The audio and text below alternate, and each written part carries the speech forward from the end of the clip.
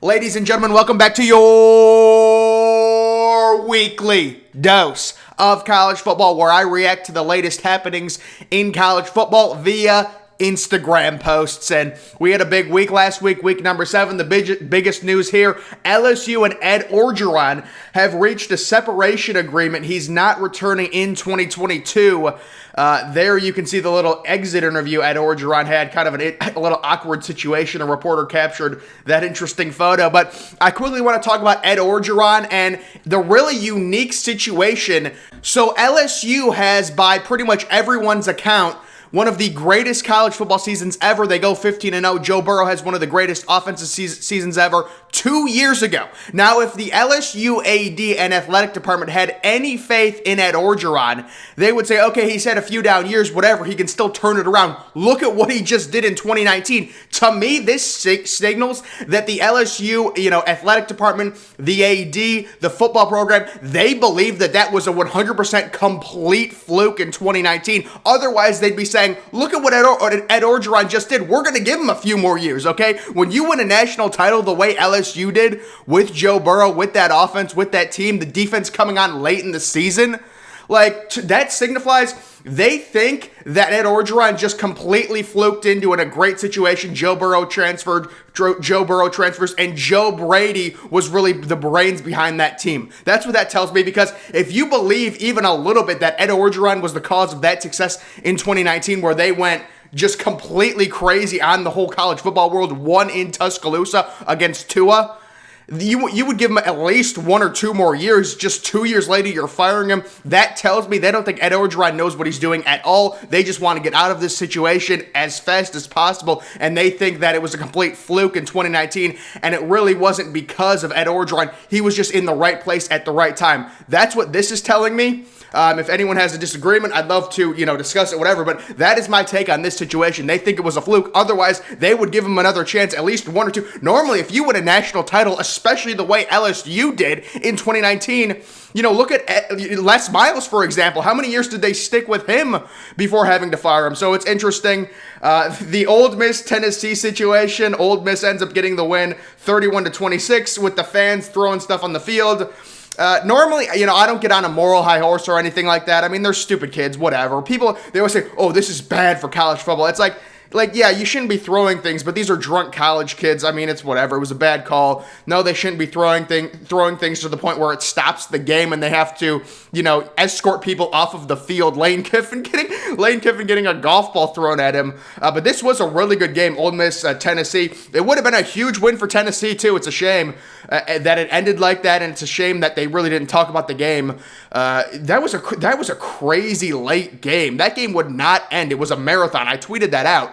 Week 7 takeaways. Oklahoma State is going to be iconic. No, I think Oklahoma State's going to have at least 1 loss. They're probably going to lose this week to Iowa State, and that's not even saying much because Iowa State is a 7-point favorite at home.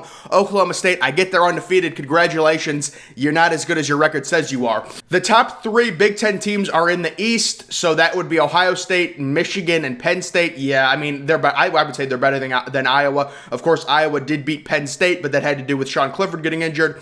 The ACC is still down bad. I said the ACC was the worst Power 5 conference before the season started.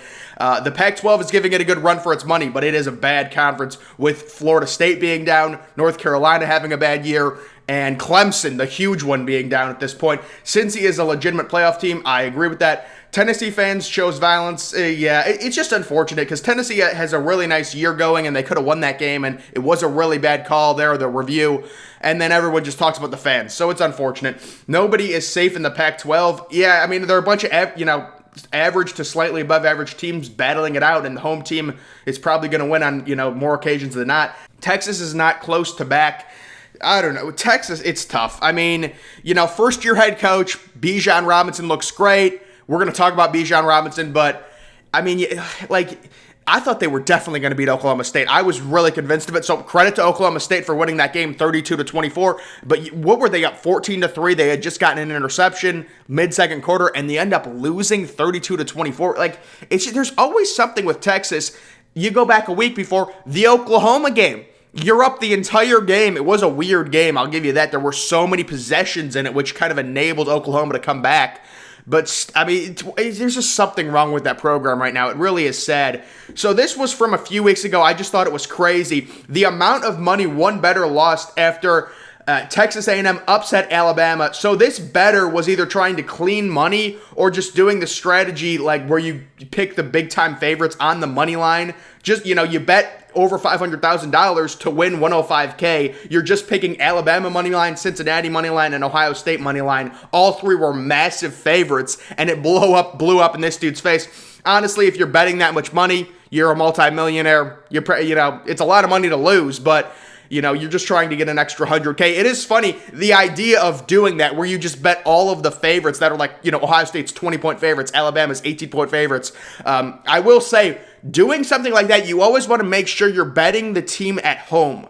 So, like, even though there's such a small chance Alabama could lose to a backup quarterback, if that game's in Tuscaloosa, obviously it's going to be worse odds, but there's no way they lose. Like, if you're going to do something where you're that safe, you're betting over $500,000 just on money lines just to get like an extra 100K or whatever of technically free money if all the teams that wins are supposed to win. You guys get what I'm saying? Like, just to make it safe enough, the team has to be at home. Like, I would not do that, even though Texas A&M was starting a backup quarterback. But that, Kyle Field, that's a night game, CBS. Like, some crazy things could happen. It's college football. Interesting trend for the fourth week in a row, the 18th ranked team in the country has lost. So I thought this was funny. Week 4, Wisconsin loses. Week 5, Fresno State, Auburn, and Arizona State. Just something funny to look at. Caleb Williams' debut against TCU. 18-23, 361, 5 touchdowns. So he had, the same amount of touchdowns as he had incompletions. Oklahoma looks like a completely different team. And this is what I was fearing for people. You're Cincinnati, you want to get into the playoff. Oklahoma, we needed them to at least lose one game with Spencer Rattler. They looked bad with Spencer Rattler, but they were still able to win all of their games. So that creates a margin for error now for Caleb Williams to where if he loses a game or if they lose a game in the Big 12 championship, well, actually, they can't lose in the Big 12 championship. I think a one-loss Oklahoma that's a non-conference champ is probably left out. But if they lose one more game before the Big 12 championship, say to Oklahoma State or someone like that, they still have that margin for error to win the Big 12 championship and be in the playoff with just one loss. Some influential people within the LSU program are extremely high on Michigan State head coach Mel Tucker. This is so interesting. You look at what Mel Tucker's done to Michigan State, the way he left Colorado, their fan base wasn't happy about it, but this is Mel Tucker's chance to really strike while the iron's hot. I mean, you get an offer from LSU for a 5-year deal in the SEC. That's tough to turn down. Michigan State's a nice program. What Mel Tucker has done, it's like, you're Mel Tucker. Year 1, it was so bad. It was the pandemic, whatever. Year 2, the script is completely flipped. Now, I will say, you take a look at Michigan State's upcoming schedule. Home against Michigan, at Purdue. That's a surprisingly tough game now. Versus Maryland should be a win. At Ohio State versus Penn State. They legitimately could very, very easily lose 3 games, maybe even 4 if they slip up in West Lafayette against a Purdue team who's coming off that big win in Iowa. I don't think Purdue's this great team or anything, but still, you get a win in Iowa like that. It's impressive. It's going to be interesting. Will this hurt Mel Tucker's stock? Because I think it's at the highest point right now it's ever going to be. Maybe they'll beat Michigan. They are at home against Michigan. To me, that Michigan State game is going to be so good. It is a big noon game. Ohio State and Penn State, thank God. Ohio State and Penn State got the night game. I love that. And Michigan State ends up getting screwed because they're the home team. You're a home team. You have a big opponent coming in. You never want to play at noon. I hope Big Noon goes bankrupt. I'm sick of it. I hate the Big Ten's TV contract deal they have with Fox. It's terrible. You should never be playing these huge games. If you want to play this Michigan State game at 3:30, that's fine. I love it. Lead it into the Ohio State-Penn State game. That's great. They obviously shouldn't be playing at the exact same time. Why are they playing at noon? Big Noon is horrific. I hate it, and I hope it gets disbanded. Whatever you got to do, get out of that contract with Fox. It is terrible. There were some Ohio State fans that were fearing that Ohio State could be the Big Ten noon game against Penn State. They have the scarlet out where everyone's supposed to wear red. But overall, dude, I just cannot stand that. Okay, so this is a tweet from me. By the way, guys, you want to follow me on Twitter. Link to that's always in the description. But this was sent out. I think I sent this out either Saturday night or Sunday.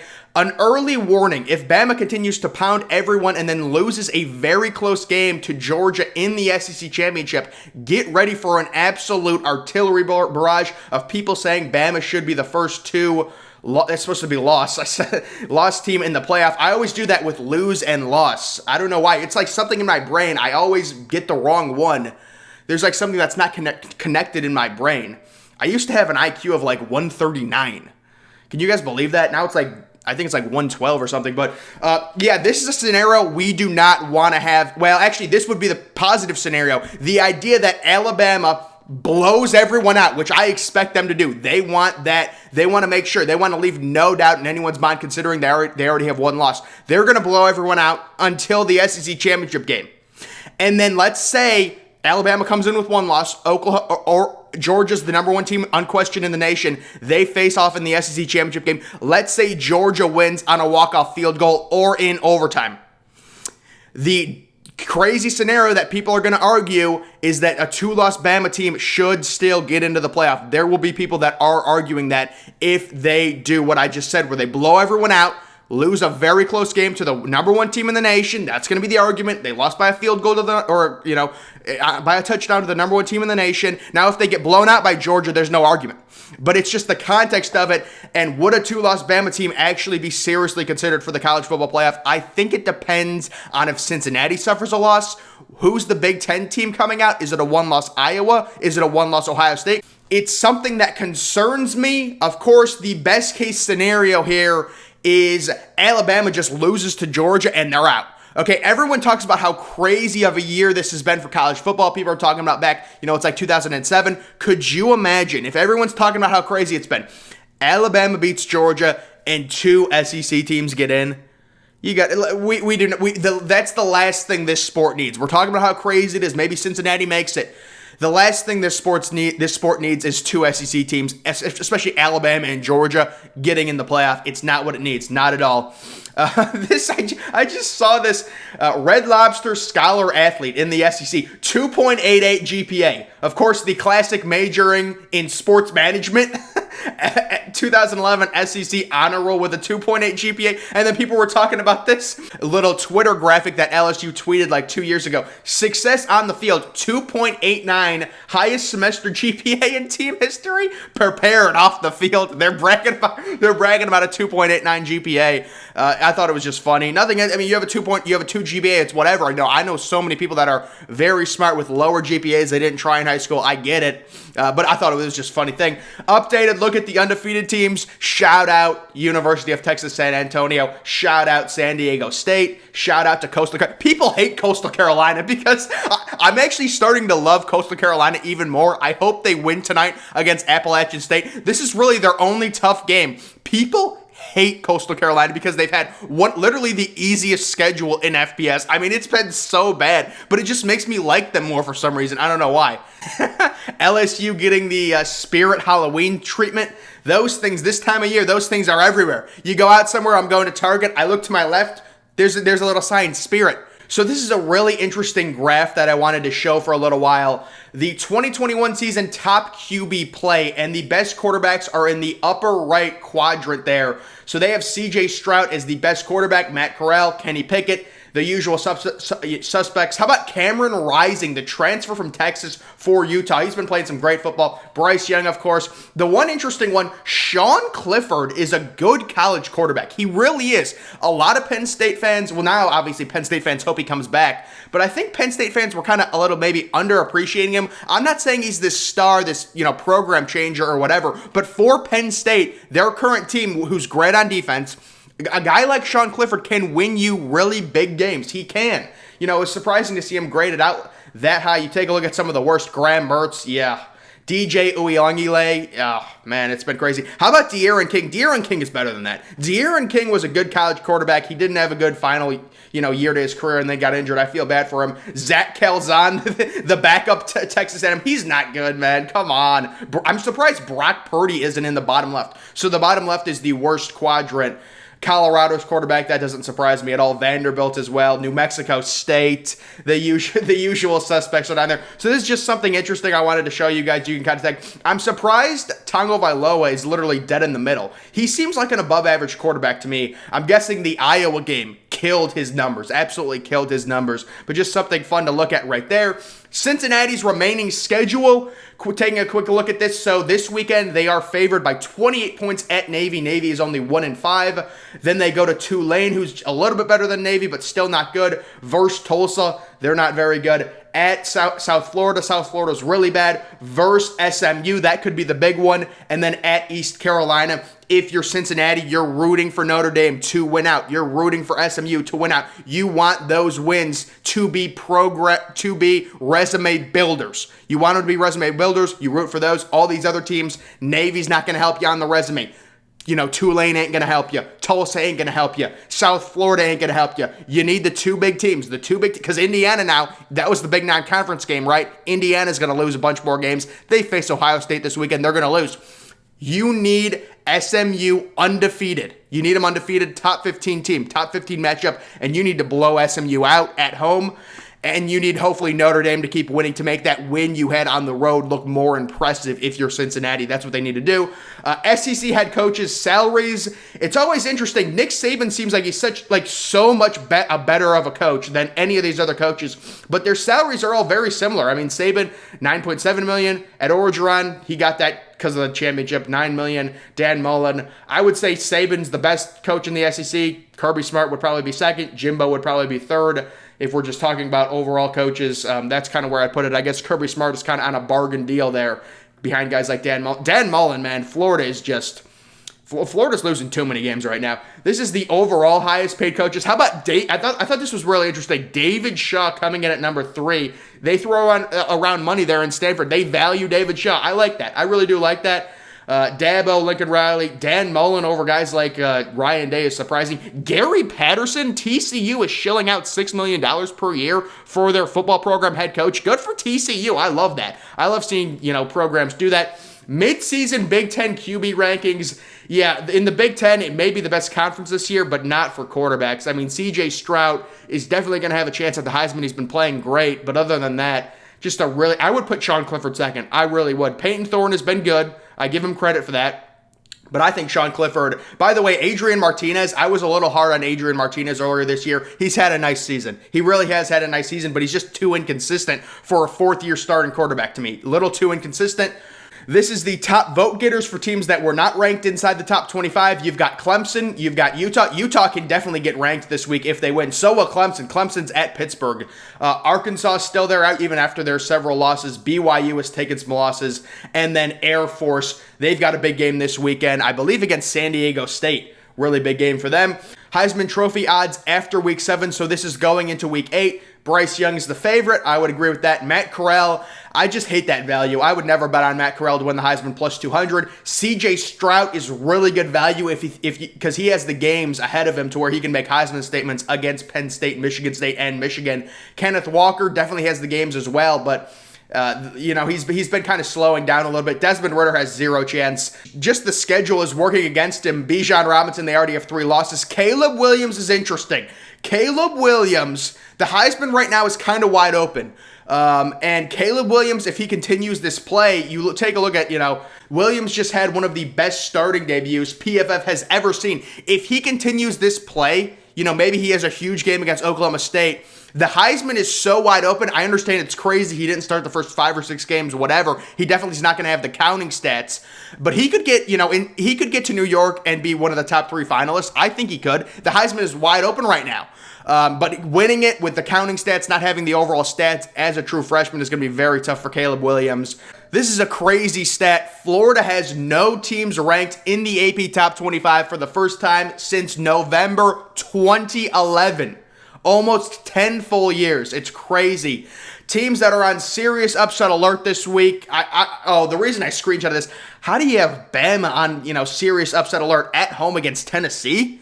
They're 24 point. I don't understand that, but you take a look at those teams. It's funny that they put Iowa State on upset alert when Iowa State is the team that's unranked. Now, they are 7-point favorites, but they're unranked. Oklahoma State's ranked like 12th, and Iowa State would be the team getting upset. Same with UCLA. Is UCLA even ranked? Oregon's ranked like 9th or something. They have one loss, and they're at UCLA, who's unranked. And UCLA, if they lost, that would be an upset. So it's just really interesting.